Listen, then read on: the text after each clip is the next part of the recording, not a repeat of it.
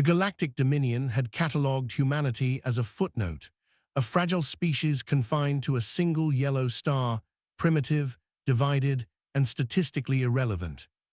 Their ships burned chemical fuel, their communications lagged behind light by entire seconds, and their understanding of the universe barely scratched the surface of quantum truth.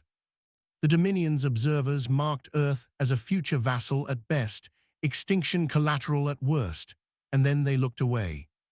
No one noticed when the signals from Earth changed. At first it was subtle, compressed data streams behaving strangely, mathematical patterns folding into themselves with impossible efficiency. Then the telescopes registered something that should not exist. A human probe crossed interstellar space without entering slipstream, without tearing a hole in spacetime, without permission from physics itself. It simply arrived. Dominion analysts argued that the sensors were malfunctioning, that a clerical species could not leap across light years in a breath. But the probe transmitted a greeting in flawless Dominion trade language, constructed not through translation, but through conceptual understanding. It spoke of curiosity, of shared horizons, and of a breakthrough humanity called the breath. The word was poetic, almost childish, and deeply unsettling. Because whatever the breath was, it had taken humanity from primitive to impossible. And the Dominion had missed the moment it happened. The breath was not a machine, nor a weapon, nor an engine in the traditional sense. It was a realization, a unification of principles that other civilizations had kept separate out of habit and fear. Humans did not invent new physics. They listened to the old ones until the universe grew tired of being misunderstood. They saw energy, information, matter, and consciousness as the same thing wearing different masks. Once that barrier fell, technology followed like a flood breaking a dam. Human reactors no longer produced power, they persuaded reality to cooperate. Human vessels no longer traveled, they negotiated position. To the Dominion, this was heresy.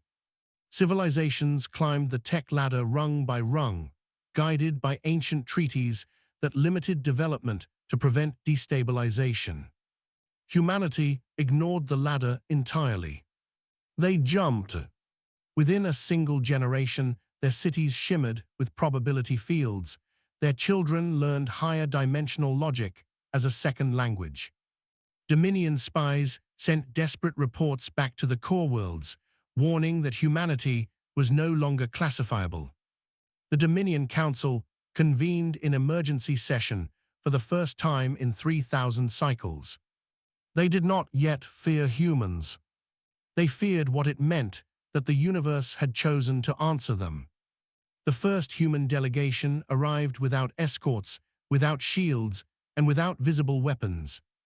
They walked into the Dominion Grand Concourse as if entering a library, not a seat of galactic power. Sensors screamed nonsense. The humans existed in multiple probability states at once. Their mass fluctuated, their neural activity extended beyond their skulls. Dominion scientists realized with horror that human thought itself had become a form of technology. When questioned about their sudden ascent, the humans did not boast. They apologized. They explained that the breath had been accidental, born from desperation during a resource crisis, a last attempt to unify failing theories. They had not meant to leave everyone else behind. That was when the Dominion understood the true imbalance. Humanity had not optimized for dominance.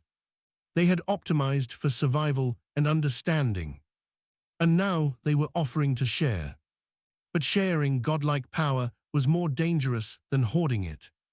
Entire Dominion client species rioted upon hearing the news, demanding access to human knowledge.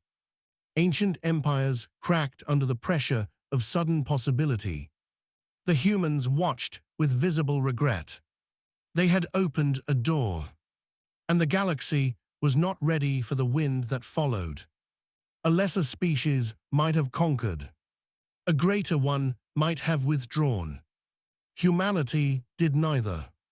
They deployed what they called stabilizers, vast constructs that absorbed technological shock, slowing the collapse of societies exposed to sudden advancement. They healed stars pushed to premature fusion, rewrote broken biospheres, and erased ancient weapons from reality without firing a shot. The Dominion fleets, once symbols of absolute authority, were rendered ceremonial overnight.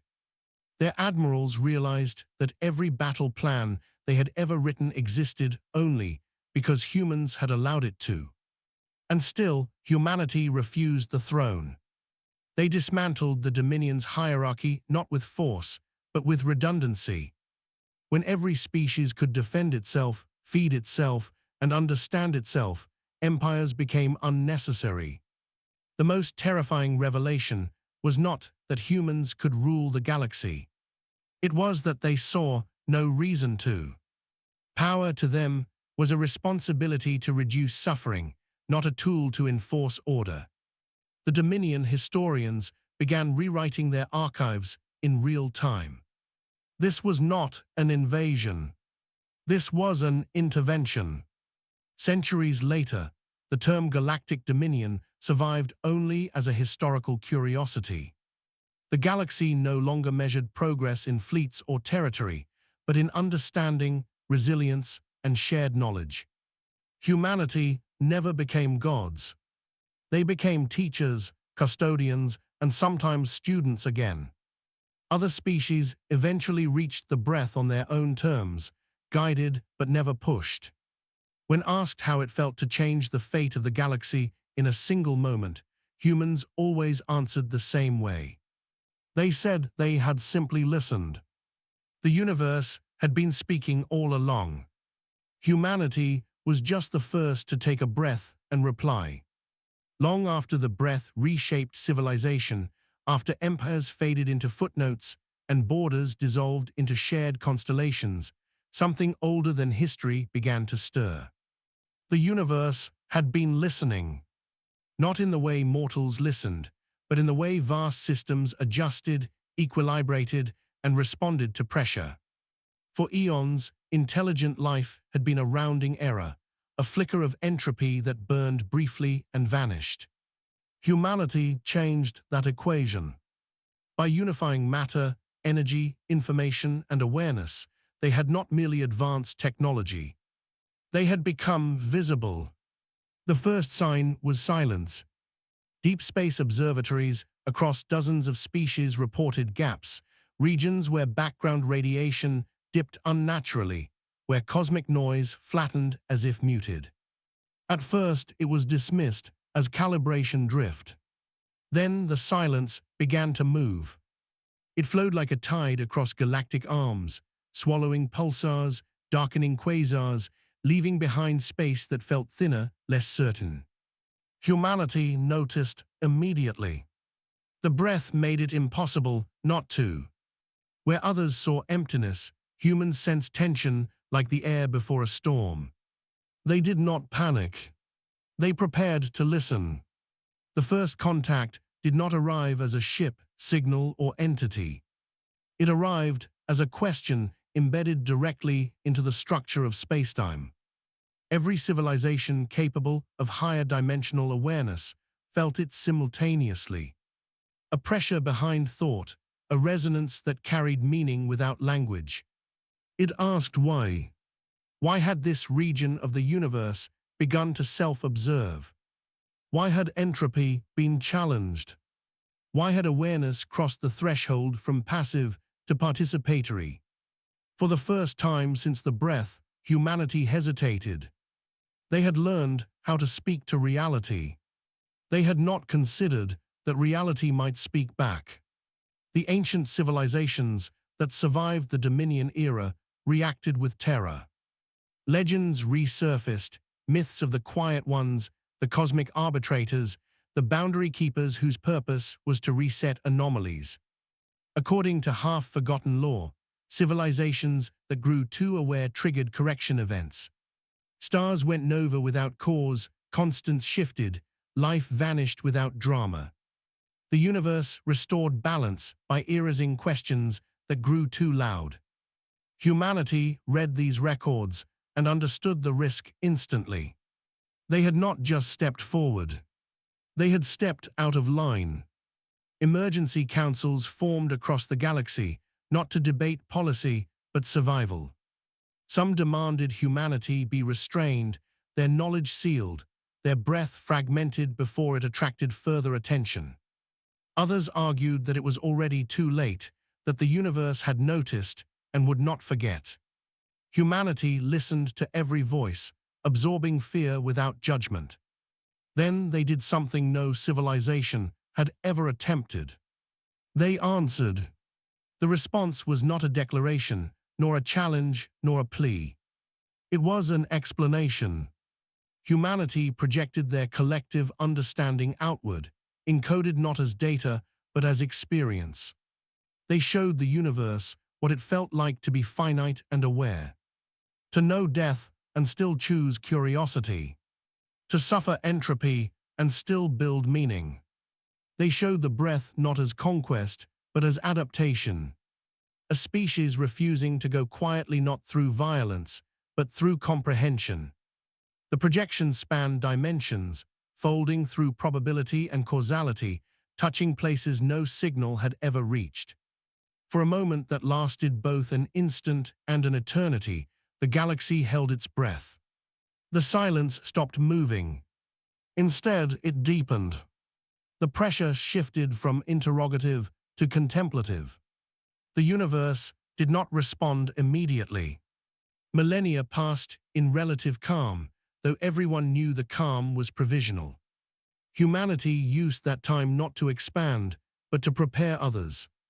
They taught without accelerating, guided without pushing.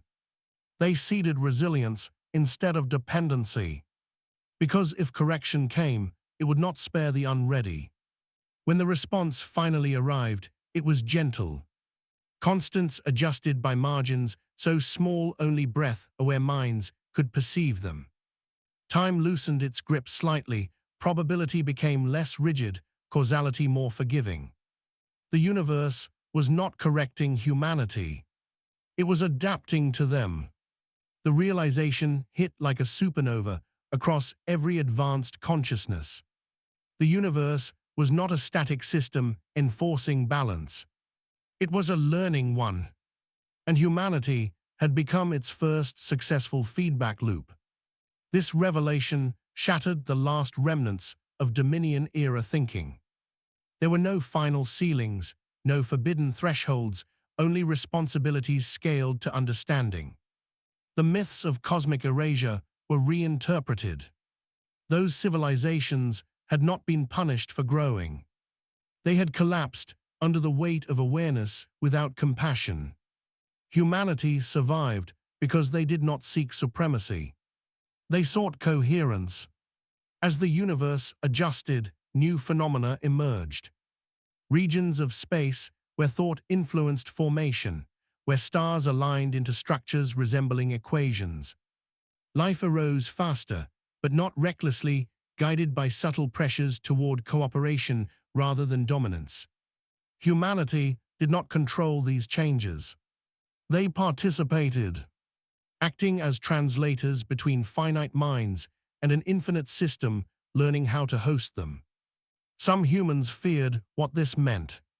If the universe was listening, if it was learning, then mistakes would echo far beyond a single species. Humanity responded by decentralizing itself. They refused to become the sole voice of awareness. They elevated others, ensured that no single culture defined existence for all. Diversity became a stabilizing force, not a complication. Eventually, something unprecedented happened. A region of space far beyond the galactic rim began forming structures that resembled intent. Not intelligence as mortals understood it, but purpose emerging from vacuum. The universe was not just responding. It was experimenting. And humanity realized with awe and humility that they were no longer alone at the highest level of awareness. The new presence did not speak. It observed. Humanity chose not to rush, not to impose meaning. They waited, because the breath had taught them the most important lesson of all. That listening was the highest form of intelligence. When the presence finally interacted, it did so by creating a mirror, a construct of spacetime that reflected civilizations not as they were, but as they could be. Species saw futures shaped by empathy or by fear, by stewardship or by exploitation. No commands were given, no paths enforced. Only understanding offered. The universe had adopted humanity's method. From that moment on, history changed its definition. Progress was no longer measured by speed or power, but by alignment. Civilizations that resonated with the larger system thrived.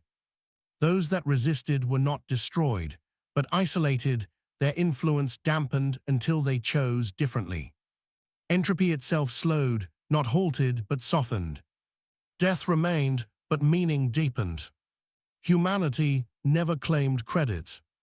They never carved monuments or named eras after themselves.